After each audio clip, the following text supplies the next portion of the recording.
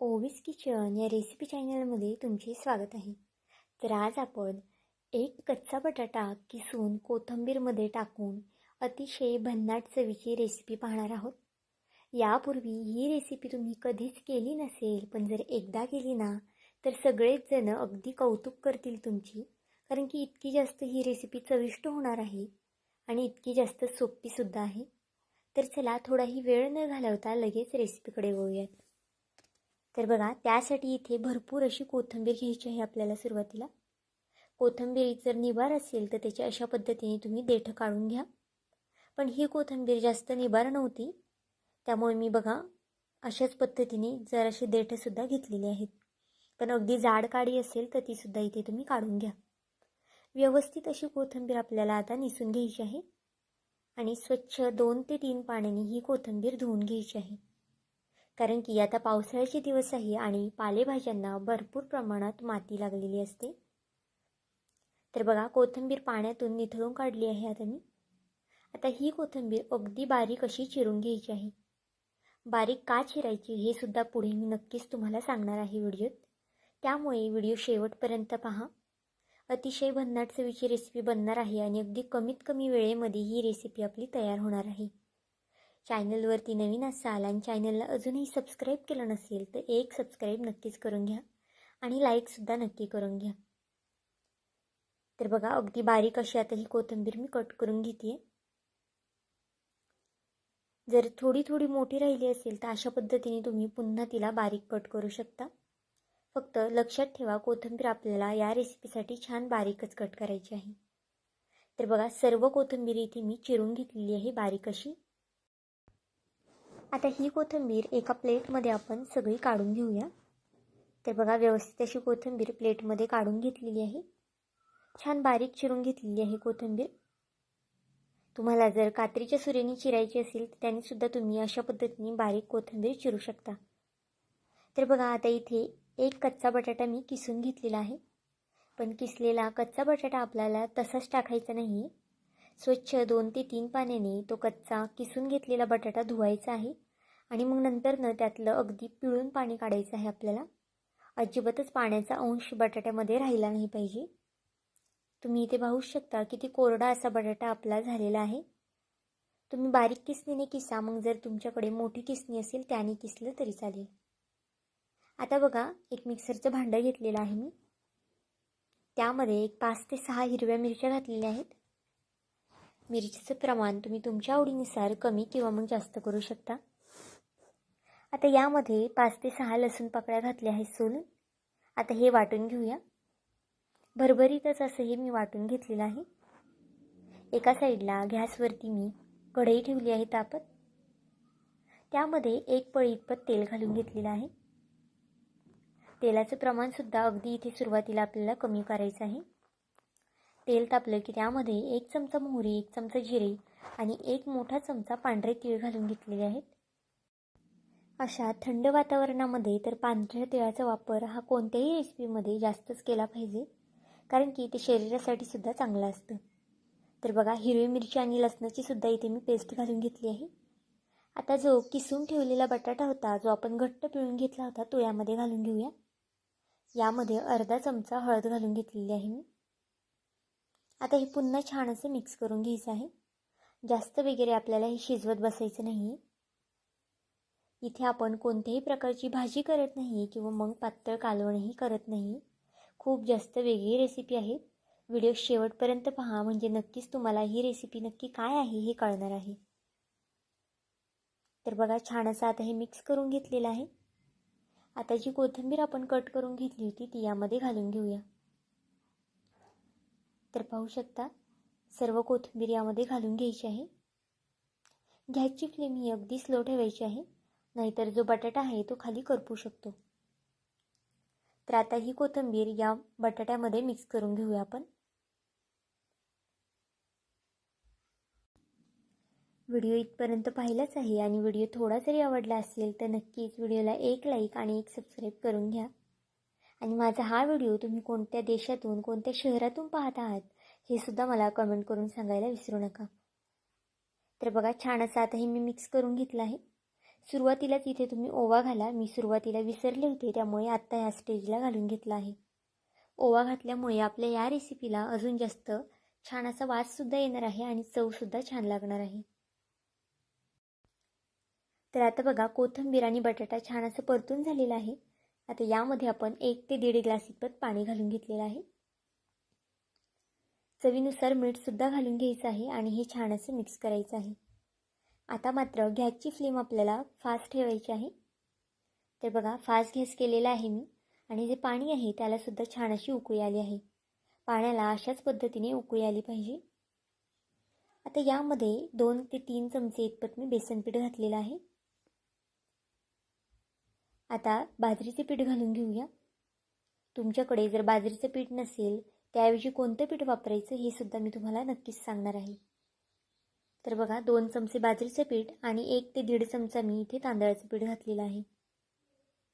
जर बाजरीचं तांदळाचं पीठ नसेल तर त्याऐवजी तुम्ही ज्वारीचं पीठ वापरलं तरी चालेल. तर बघा पीठ घातल्यानंतर गॅसची फ्लेम स्लो ठेवा आणि असं ढवळून घ्या हे छान. अगदी सतत हलवून घ्यायचं आहे म्हणजे याच्या ज्या गुठळ्या आहेत त्या होणार नाही. तर बघा अगदी सहज असं मॅश करता येतं. कलथ्याने मॅश करा किंवा मग पळीने सुद्धा हे तुम्ही व्यवस्थित असं मॅश करू शकता. अगदी खमंग रुचकर अशी ही रेसिपी तयार होणार आहे आणि खायला म्हणाल तर नक्कीच चवदार लागणार आहे. पाहुणे आल्यावर तर नक्कीच ही रेसिपी तुम्ही करा, कारण की ते तुमची वाहवा केल्याशिवाय राहणार नाही. लहानांपासून मोठ्यांपर्यंत सर्वांनाच आवडणारा हा पदार्थ आहे. तुम्ही सणासुदीला सुद्धा ही रेसिपी करू शकता किंवा मग आता पावसाळ्याचे दिवससुद्धा आहेत. आत्ता लगेच म्हटलं तरी तुमच्या घरात या रेसिपीचं साहित्य अवेलेबल नक्कीच असणार. तर बघा इथे थोडंसं पीठ मला कमी वाटत आहे, त्यामुळे पुन्हा मी अर्धा चमचा इथे तांदळाचं पीठ घालून घेतलं आहे. आता पुन्हा हे छान असं मिक्स करून घ्यायचं आहे. गॅसची फ्लेम इथे मी कुठेही फास्ट केलेली नाही आहे. अगदी स्लो ठेवायचा आहे गॅस, नाहीतर मग जे बॅटर आहे ते खाली चिटकून जाईल. आता यावरती 1 ते 2 मिनिटासाठी मी झाकण ठेवलं आहे. आपल्याला मध्ये आधे यावरती झाकण ठेवायचं आहे. तर बघा आता 1 ते 2 मिनिटांनी पुन्हा हे छान असं मिक्स करून घेते. झाकण ठेवल्यानंतर सुद्धा आपल्याला गॅस अगदी स्लो ठेवायचा आहे, नाहीतर जे हे पीठ आहे ते अगदी खाली चिटकू शकतं. तर बघा इथे बॅटर थोडंसं मला अजून पातळ वाटत आहे, कारण की बॅटर आपल्याला अगदी दाटसर लागणार आहे, जास्तसुद्धा बॅटर पातळ लागणार नाही. तर बघा इथे थोडंसं पातळ बॅटर आहे, त्यामुळे पुन्हा मी 2 ते 3 मिनिटासाठी याला छान वाफ देणार आहे. तर बघा पुन्हा झाकण ठेवून घेऊया. तर आता 1 ते 2 मिनिटं झालेली आहेत. पुन्हा झाकण काढूया. पाहू शकता ह्याला छान अशी वाफसुद्धा बसलेली आहे आणि जे आपलं पीठ आहे ते सुद्धा अगदी परफेक्ट असं शिजलेलं आहे. यामध्ये बाजरीचं पीठ आणि बेसन पीठ असल्यामुळे शिजायला थोडासा वेळ लागू शकतो. तर बघा छान असं पीठ आपलं शिजलेलं आहे. जर तुम्हाला मीठ वगैरे कमी वाटत असेल तर तुम्ही याच स्टेजला आता मीठ टाकू शकता. आता गॅसची फ्लेम आपल्याला बंद करून ठेवायची आहे आणि कढई एका साईडला आपल्याला उतरून घ्यायची आहे. आता बघा इथे एका प्लेटला मी थोडंसं तेल लावून घेतलं आहे. अगदी कडेपर्यंत आपल्याला तेल लावून घ्यायचं आहे.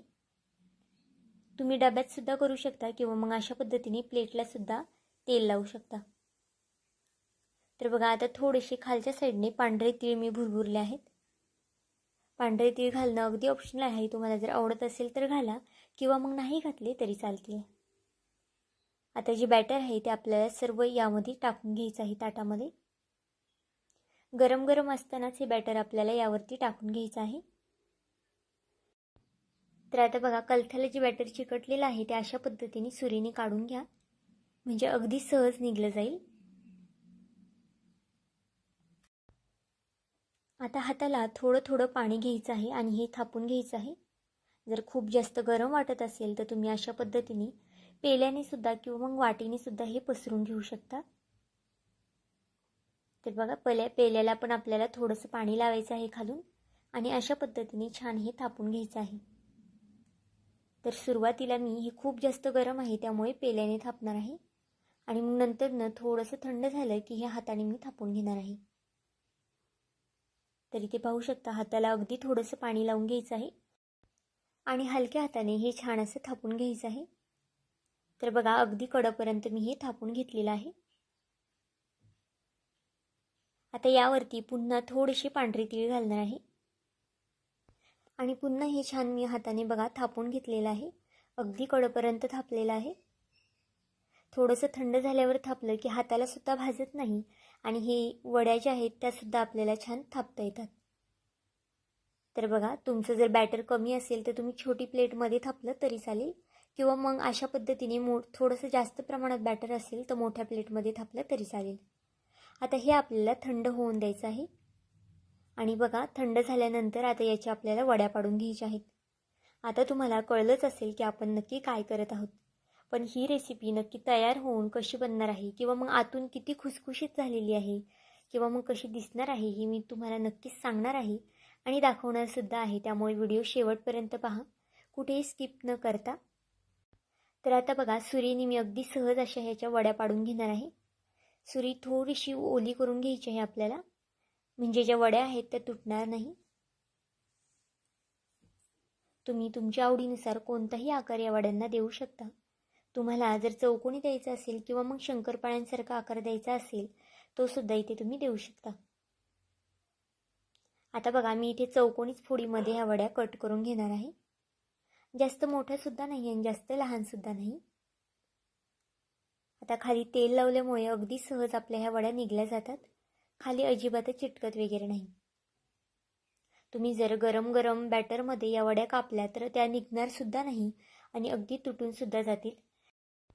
त्यामुळे अगदी अशा पद्धतीने बॅटर थंड होऊ द्या आणि मगच वड्या कट करा, म्हणजे त्या वड्या अगदी सहज अशा कट होतील आणि तुटणार वगैरे अजिबातच नाही. आता या वड्या तुम्ही 2 पद्धतीने खाऊ शकता. तुम्हाला जर तेलकट वगैरे अजिबातच करायचे नसतील तर तुम्ही कढईमध्ये नुसतं जिरी, मोहरी, थोडेसे पांढरे तीळ, कढीपत्त्याची फोडणी देऊन या वड्या परतल्या तरीसुद्धा अगदी खमंग लागतात खायला किंवा मग तळूनसुद्धा अगदी खमंग लागतात.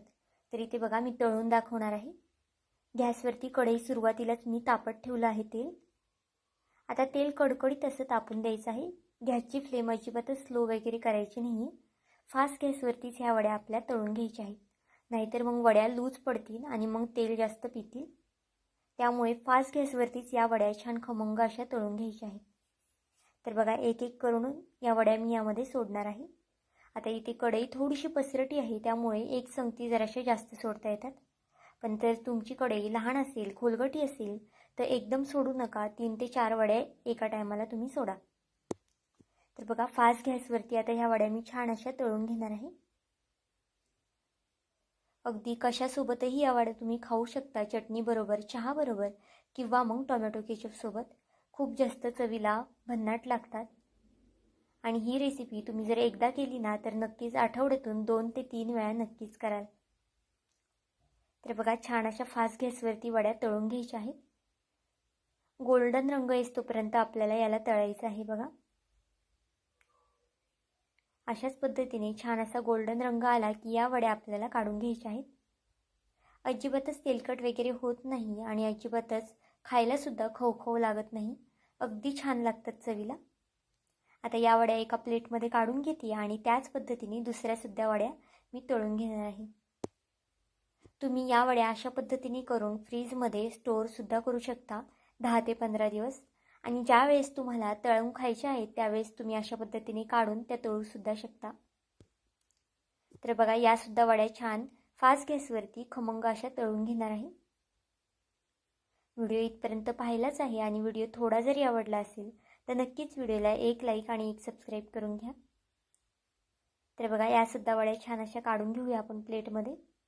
तुम्ही रंग तर पाहू शकता वड्यांना किती छान असा आलेला आहे. आता एका प्लेटमध्ये या सगळ्या वड्या मी काढून घेते. तर इथे मी टोमॅटो केचपसोबत या वड्या सर्व केलेल्या आहेत. तुम्ही कोणत्याही चटणीबरोबर किंवा मग नुसत्या खाल्ल्या तरीसुद्धा ह्या अगदी अप्रतिम लागतात. आता इथे तुम्ही या वड्यांचा आवाज ऐकू शकता. किती जास्त कुरकुरीत खुसखुशीत या वड्या झालेल्या आहेत. आतनं अगदी मऊसूत आणि वरनं अगदी कुरकुरीत अशा वड्या झालेल्या आहेत.